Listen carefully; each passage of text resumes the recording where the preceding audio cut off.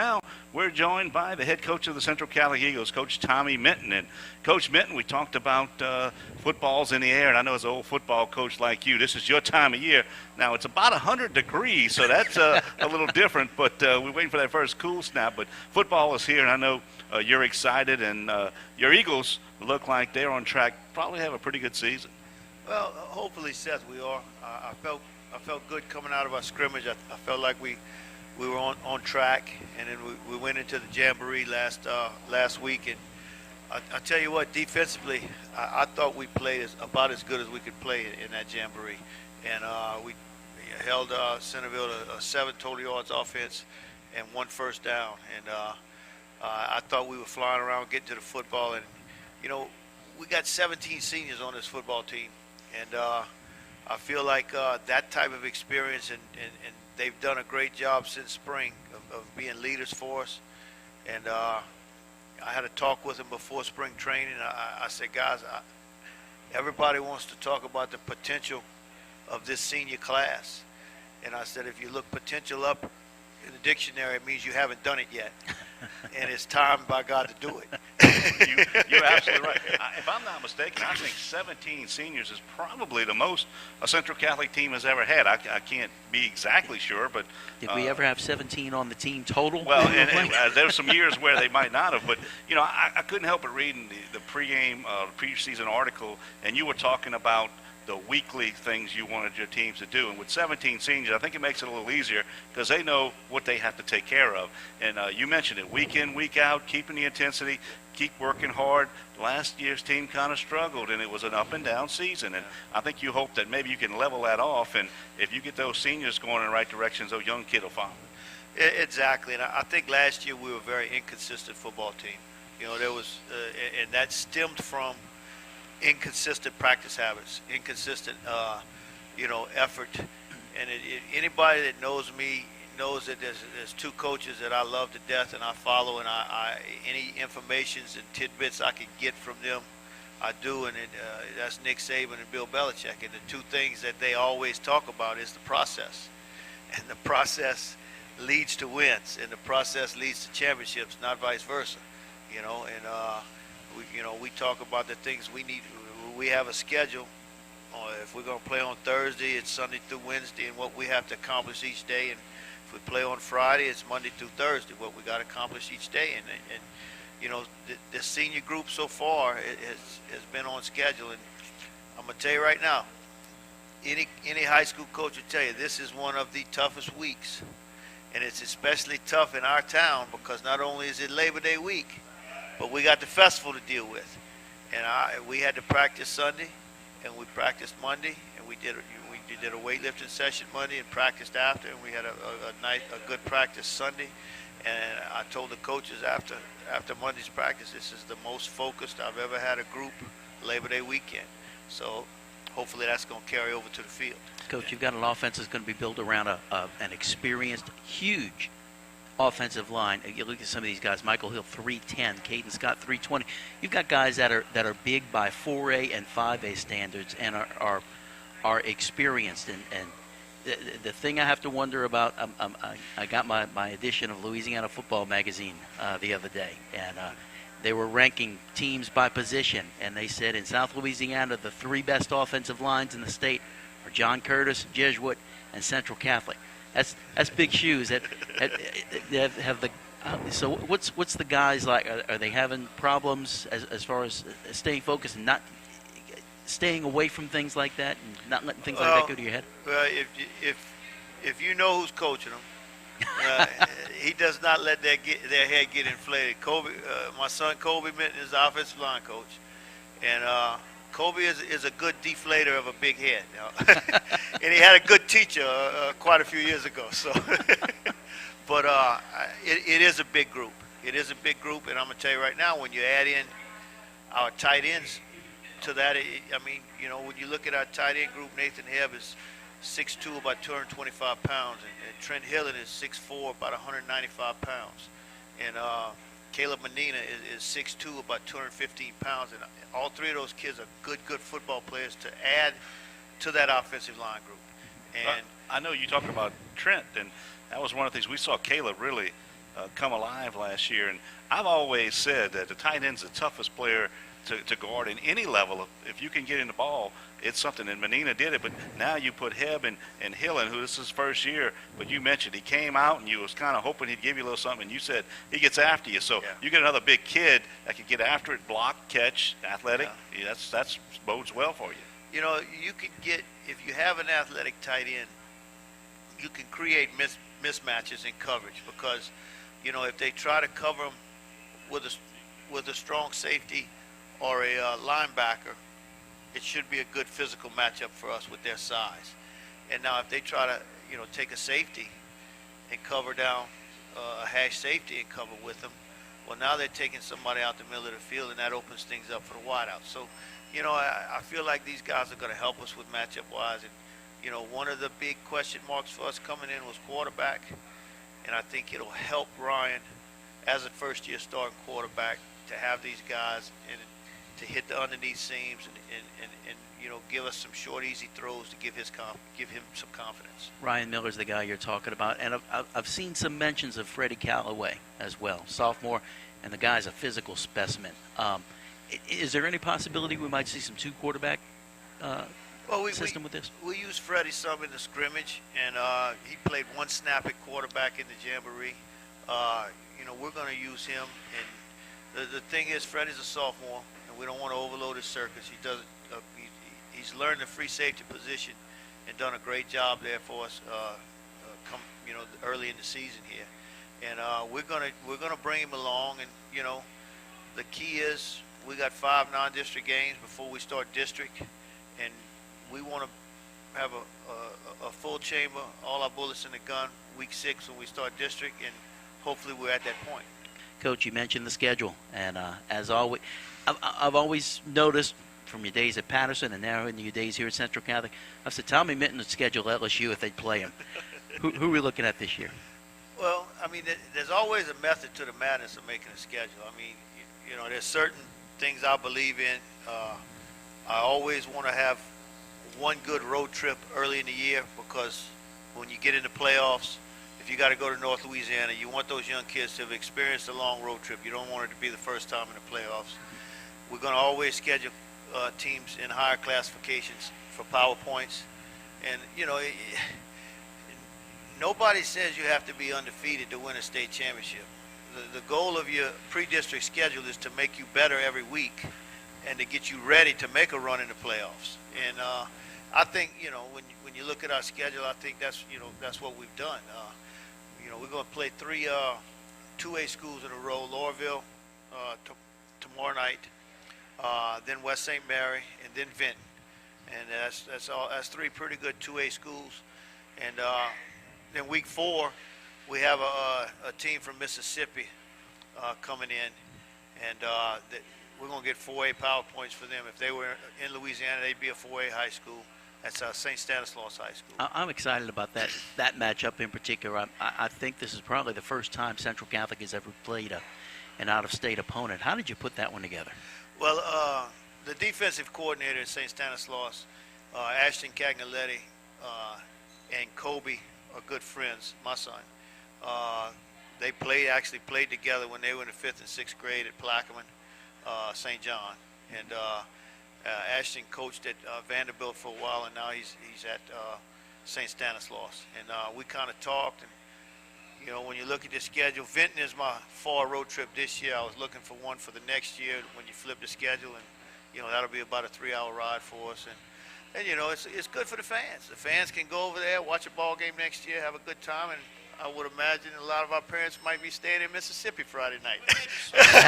And you also have Ascension Catholic, who and we know that'll what end, they've been doing, and I think they're going to be good again. But if you look at your district schedule, you take out Lafayette Christian. Now, a couple years ago, Ascension Episcopal, who really was building a power team, they moved up, and now Lafayette Christian, of course, 2-time state champs, they're moving up as well. But you get Covenant Christian in a little closer, but you still got Vermilion Catholic, you know, you still got Hanson, you got Highland Baptist, you got Centerville. So not to say that it's not as good, but, you know, let's face it, Lafayette Christian was pretty good. Let's face it, you take Lafayette Christian out of any district, and whoever you're replacing with, it's not going to be as good, you know. But we still, I mean, you're looking at, for me and Calic is going to be a top 10 team, you know. I feel like we're a top 10 team. And Covenant has been a perennial playoff team and a second round playoff team, you know. So I mean, we got a district where we're gonna get some power points from teams we play in it, and you know, it's also, I mean, you look at Centerville. I think Centerville is a very improved team. You look at what the homecoming game last year, that was a 10-point game, and so I mean, you know, there's teams in there every week that you got to prepare for. You know, you talked about tomorrow night. You tee it up against Laurelville right here at Tiger Stadium. Laurelville was a team you used to, you know, week in, week out, year in, year out. You better buckle up your chin strap a little tighter when you played Laurelville. They got on a little hard times, but it looks like they might be coming back. I know they have an athletic quarterback who they say played Division I wide receiver. I think it'll be a little different team coming in tomorrow that we have been seeing. What do you know about Laurelville, and what do you plan to do? Well, it all starts with their quarterback. You know, I had 3 different college coaches call me today, telling me they were coming to the game tomorrow night, and you know, they mentioned they were going to watch some of our kids, but the main reason they come is to watch the quarterback from Laurelville. And he is a 6'3", about 205-pound athlete. He can really run, and he's left-handed, which makes, you know, it's a little bit different to prepare for a left-handed quarterback. That's a mobile quarterback, you know. So, you know, we're going to mix up our coverages. You know, I don't know if y'all have seen this yet this year. We're a lot more zone than we have been in the past, but we're going to mix in some man, and we're going to try to give him different looks. They're really big on the RPO stuff that everybody's going to now. And, you know, the key to stopping RPOs, in my opinion, you block and run. You're not pass protecting when you run RPO, is to hit the quarterback. So we're going to try to hit the quarterback. And we'll see what happens. Another thing I noticed too, excuse me, Chris, but you know, you talked about the big offensive line, and you think that Central Cass is going to line up and just jam it right at you. But what I'm impressed with is the speed overall of the team. You're talking about Hugh Hamer, you're talking about Kyrie Willis in the back there. You got Davion Bias, you got DeMondrick Blackburn. You know, you got some guys, Callaway, as you've mentioned. Overall, you've got a fast team as well. I mean, it's not just like they all big. You got a good combination. I know along that defensive front, you're not as big as you are offensively, but you got some guys up there, Aiden DeHart, you got Drayton Keller in the middle. You got some guys that get after you. We got really good speed on that defensive front. Those guys are all good athletes. They're 190 to 200 pounds. They're not huge, but they're good athletes. They're very athletic, and that quickness can add, you know, to some problems to offenses. And when you look at our offensive skill guys, we got 4 running backs that any one of them, you know, of course, it starts with Davion. He had 1,500 yards last year.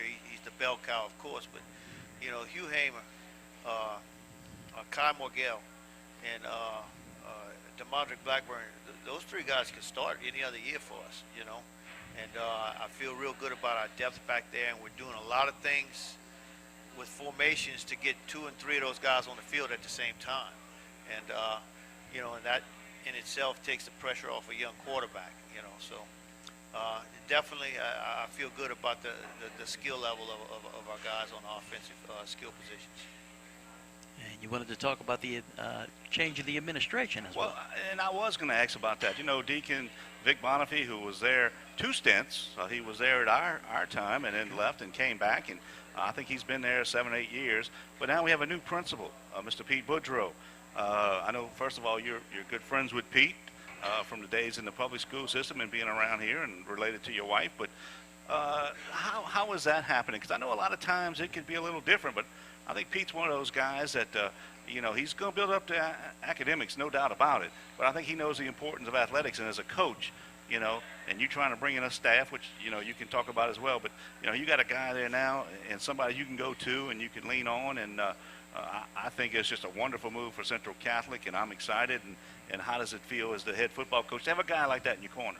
You know, like you said it, I've known Mr. Boudreau for a long time, and Pete has come in. It's been a very smooth transition. And one of the first things he asked me in May when we sat down and talked was, what do you need? What can I help you with? And I said, I need a couple more coaches on faculty. I said, it's hard to depend on so many non-faculty coaches. And I said, when you're on faculty, you're invested.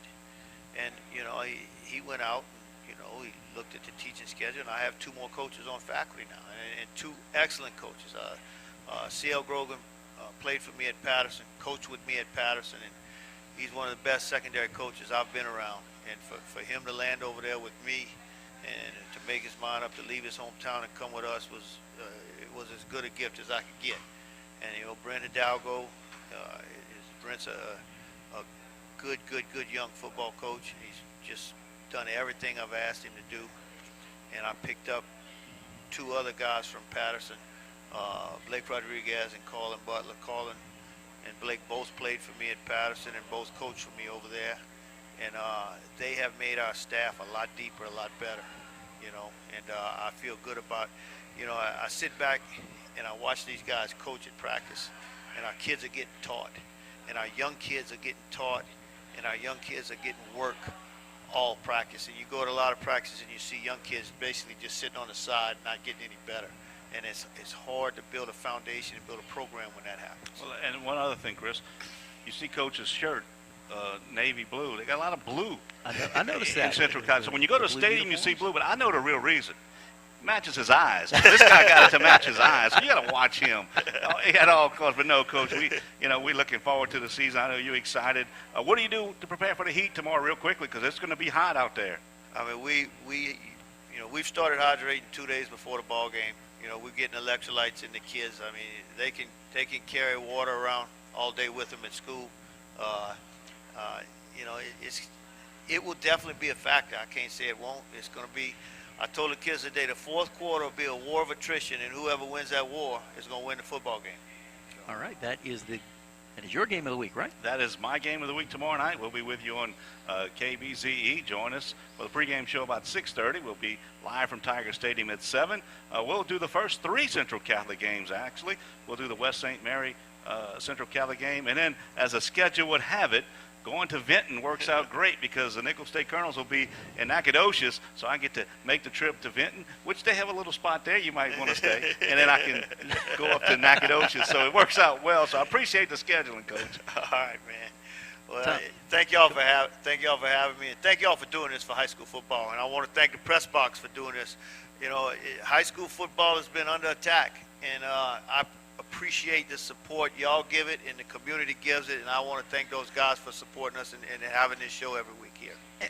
I tell you what, we do have a couple of extra minutes here before we get to just me and Seth having fun.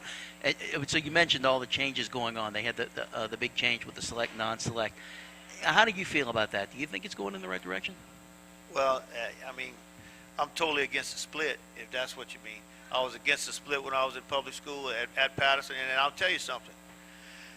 In my 18 years at Patterson High School, I lost to a public school in the playoffs 3 times.